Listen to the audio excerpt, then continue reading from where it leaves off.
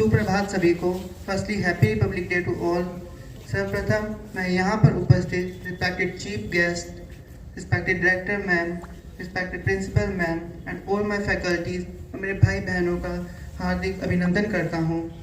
जब भी हम किसी से संविधान के बारे में पूछते हैं तो हमें यही जवाब सुनने को मिलता है कि यह एक ऐसा दस्तावेज है जिसमें कुछ कानून और अधिकार लिखे हुए हैं। क्या यह जवाब सही है? कहने को तो कुछ हद तक यह सही भी है, पर बात जब आती है परिपूर्णता की तो यह जवाब पूर्ण रूप से सही नहीं है, क्योंकि हमारे संविधान में इन अधिकारों के अतिरिक्त कुछ कर्तव्य भी लिखे हुए हैं जिन्हें संविधान में मौलिक कर्तव्य कहा जाता है। इन कर्तव्यों को सन 1976 में 42वें संशोधन के समय पर ही संविधान में जोड़ा गया था और तभी से यह हमारे भारतीयों के कल्याण के लिए कार्य कर रहे हैं। सन 2002 तक इनकी संख्या 10 थी, परंतु 2002 में 86वें संशोधन के समय पर 11वां कर्तव्य जोड़ा गया था, जो इस प्रकार हैं। फर्स्ट, संविधान का पालन करें और उसके आदर्शों, संस्थाओं और राष्ट्रगान का आदर करें।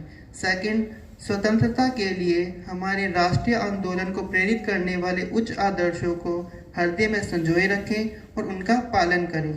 थर्ड, भारत की संप्रभुता, एकता और अखंडता की रक्षा करें और उसे अक्षुण्ण रखें। फोर्थ, देश की रक्षा करें और आह्वान किए जाने पर राष्ट्र की सेवा के लिए तत्पर रहें। फिफ्थ, भारत के सभी लोगों में समरसता और समान भातृत्व की भावना का निर्माण करें। सिक्स्थ, हमारी सामाजिक संस्कृति और गौरवशाली परंपरा का महत्व समझते और परीक्षण करें। सेवेंथ, प्राकृतिक पर्यावरण की रक्षा और उसका संवर्धन करें। एट्थ, वैज्ञानिक दृष्टिकोण और ज्ञानार्जन भावना का विकास करें। नाइन्थ, सार्वजनिक संपत्ति को सुरक्षित रखें। टेंथ, व्यक्तिगत एवं सामूहिक गतिविधियों के सभी क्षेत्रों में उत्कर्ष की ओर बढ़ने का सतत प्रयास करें। और 11th, जो सन 2009 में जोड़ा गया था, माता पिता या संरक्षक द्वारा 6 से 14 वर्ष के बच्चों को प्राथमिक शिक्षा प्रदान करना उनका मौलिक कर्तव्य है। अभी तक मैंने जितने भी कर्तव्य आप सबके समक्ष प्रस्तुत किए हैं, कहने को तो हमारे देश के प्रति है कर्तव्य, परंतु वो हमारे ही कल्याण के लिए मनाए गए हैं। परंतु चिंता की बात यह है कि आजकल भारतवासी ही इन कर्तव्यों को भूलते जा रहे हैं। जब कभी अधिकारों की बात आती है तो हर कोई सदैव तत्पर रहता है, परंतु कर्तव्य की बात आने पर लोग हिचकिचाते हैं। इस हिचकिचाहट को हम जिस दिन भूल जाएंगे, हमारा भारत प्रगति के मार्ग पर उतनी ही तेजी से अग्रसर होगा। अब मैं कुछ पंक्तियों के साथ अपने स्पीच का अंत करूँगा। ये शान है, ये मान है, वतन का ये सम्मान है, चले इसी से वतन मेरा, यही मेरा अभिमान है, ये मेरा संविधान है, ये मेरा संविधान है। उद्देशिका का मंत्र है, लोकतंत्र यह गणतंत्र है, न्याय की यह नीति है, संपन्नता की रीति, अखंडता इसी से है, यह निरपेक्षता का मान है, ये मेरा संविधान है, ये मेरा संविधान है।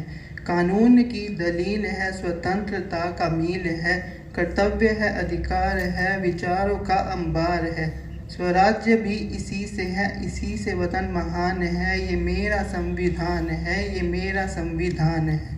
प्रतंत्र है, प्रसंग है, वतन भी खंड खंड है, संविधान के ही पन्नों पर लिपटा क्यों ये प्रसंग है, संपन्नता की रीत है, यही एकता का सम्मान है, ये मेरा संविधान है, ये मेरा संविधान। Thank you to all. बहुत ही सुंदर विचारों में आज प्रीतपाल जी ने आपको देशभक्ति के बारे में बताया। एकता, अखंडता, संप्रभुता को निखारना है, एक धरा पर सर्वधर्म राष्ट्र बनाना है। अब मैं इसी क्रम में असद जी को बुलाना चाहूँगा। वो 2 शब्द कहना चाहते हैं आपके सामने। असद जी आए।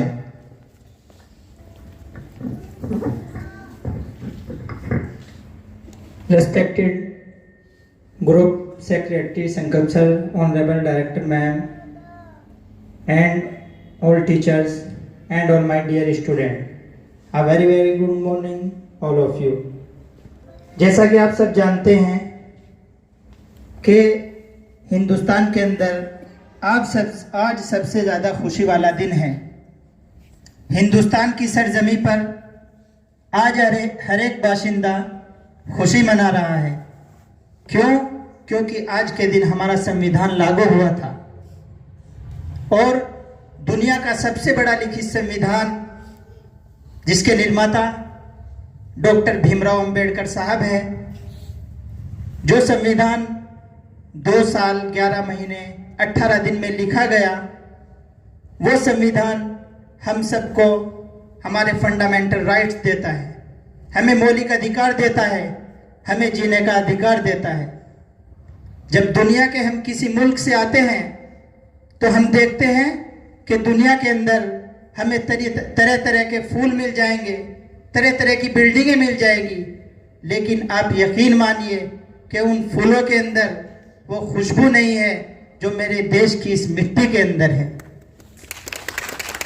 अभी लेटेस्ट मेरा जाना हुआ कि लोग अपने फंडामेंटल राइट्स नहीं जानते हैं और मुल्कों के अंदर और हिंदुस्तान के अंदर हर इंसान को, हर शख्सियत को अपनी बात कहने का अधिकार है।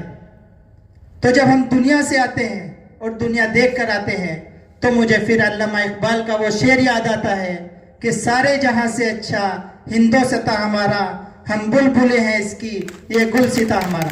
जय हिंद, जय भारत। बहुत सुंदर। अब मैं हमारे मुख्य अतिथि जी से आग्रह करूंगा कि आपका उत्साह बढ़ाने के लिए आज के दिन यहाँ आए और 2 शब्द कहें। चलिए ठीक है, सर ने आपको मैसेज दे दिया है। अब मैं थोड़ा सा 2 मिनट के लिए एक नॉलेज देना चाहूँगा आपको हमारे संविधान के बारे में। समय कम है इसलिए बहुत कम समय में मैं ये आपको प्रेजेंट करने जा रहा हूँ, क्योंकि 15 अगस्त 1947 को हमें आज़ादी तो मिली पर वो पूर्ण आज़ादी नहीं थी। पूर्ण आज़ादी हमें तभी मिली जब हमारा संविधान लागू हुआ। इस संविधान के बारे में थोड़ा सा मैं आपको बताना चाहूँगा, शब्दों में कोई त्रुटि ना रहे इसलिए थोड़ा लिख कर लाया हूँ। द्वितीय विश्व युद्ध के बाद जुलाई 1945 में ब्रिटेन ने भारत संबंधी अपनी एक नई नीति की घोषणा की तथा भारत की संविधान सभा के निर्माण के लिए एक कैबिनेट मिशन भारत भेजा जिसमें 3 मंत्री थे। इसके बाद 15 अगस्त 1947 को भारत आज़ाद हो गया। आज़ादी के बाद ये संविधान 2 भागों में बंट गया, भारत का संविधान और पाकिस्तान का संविधान। इसके स्वतंत्र हो जाने के बाद संविधान सभा की घोषणा हुई और इसने अपना कार्य 9 दिसंबर 1947 से आरंभ कर दिया। संविधान सभा के सदस्य भारत के राज्यों की सभा के निर्वाचित सदस्यों के द्वारा चुने गए थे, जिनमें जवाहरलाल नेहरू, भीमराव अंबेडकर, डॉक्टर राजेंद्र प्रसाद, सरदार वल्लभ भाई पटेल, मौलाना अब्दुल कलाम आजाद आदि इस सभा के प्रमुख सदस्य थे। इस संविधान ने 2 वर्ष 11 माह 18 दिन में कुल 114 दिन चर्चा की। संविधान सभा में कुल 12 अधिवेशन किए तथा अंतिम दिन 284 सदस्यों ने इस पर हस्ताक्षर किया और संविधान बनाने में 166 दिन की बैठक की गई। इसकी बैठकों में प्रेस और जनता को स्वतंत्र रूप से भाग लेने का अधिकार था। भारत के संविधान के निर्माण में संविधान सभा के सभी 389 सदस्यों ने महत्वपूर्ण भूमिका निभाई। 26 नवंबर 1949 को संविधान सभा ने पारित किया और 26 जनवरी 1950 को इसको लागू किया। और आपको मालूम होना चाहिए कि संविधान में सर्वाधिक प्रभाव भारत शासन अधिनियम 1935 का है। वहां से इस 250 अनुच्छेद लिए गए। इसी के साथ मैं अब डायरेक्टर मैडम को यहाँ बुलाना चाहूँगा, वो आए और आज के दिन 2 शब्द कहें।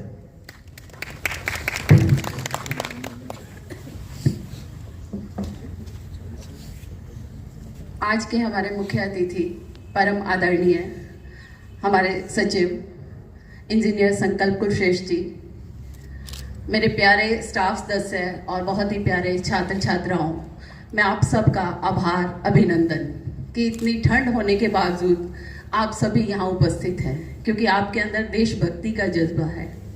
देखिए, 26 जनवरी का दिन हो या 15 अगस्त का दिन, दोनों ही हमारे लिए बहुत महत्व रखते हैं।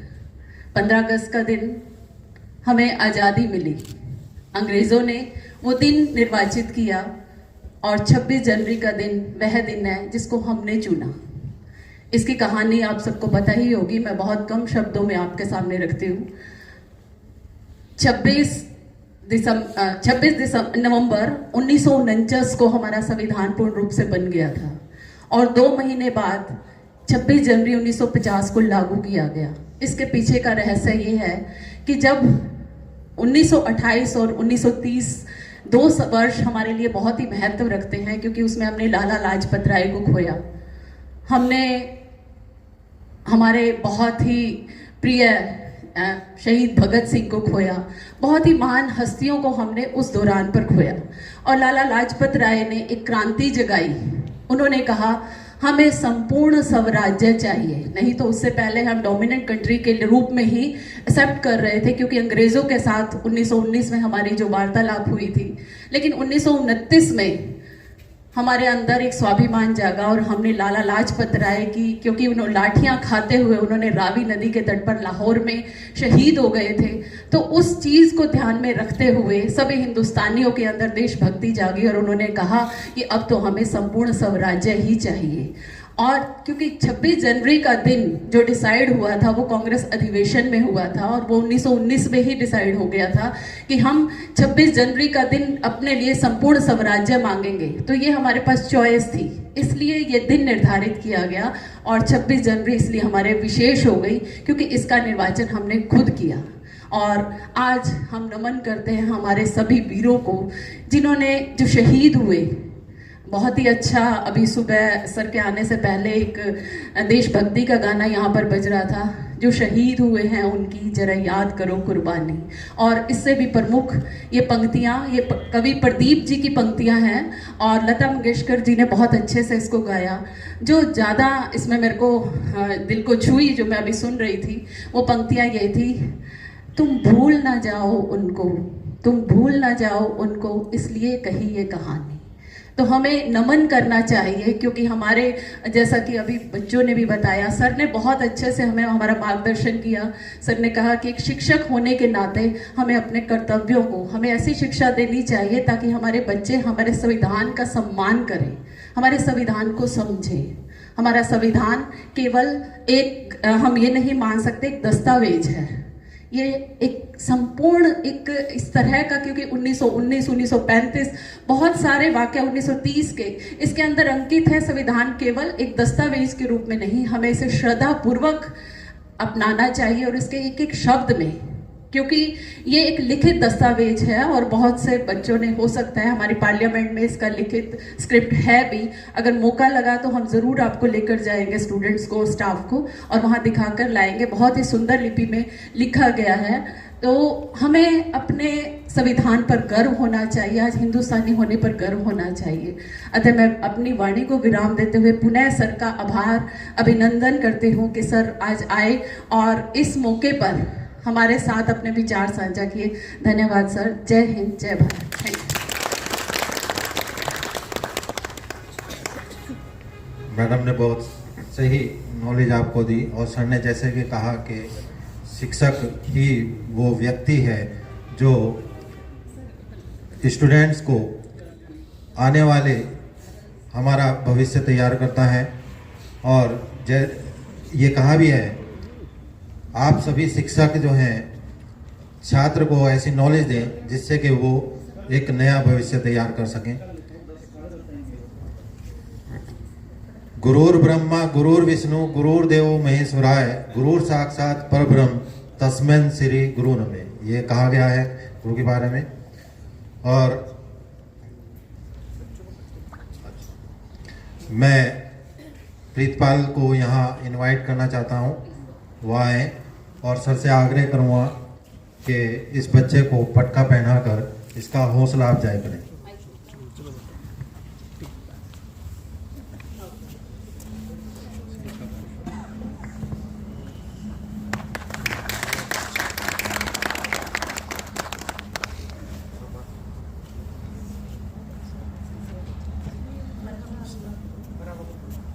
मरहबा।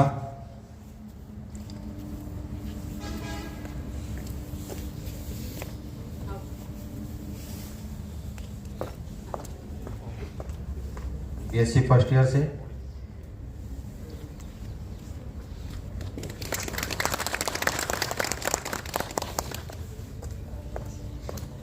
और मैं सर का बहुत बहुत धन्यवाद करता हूं कि उन्होंने अपने बहुमूल्य समय में से हमारे लिए ये समय निकाला। बहुत बहुत धन्यवाद। बस ध्यान रखें, देश है तो हम, बस देश सर्वप्रथम। जोरदार तालियां।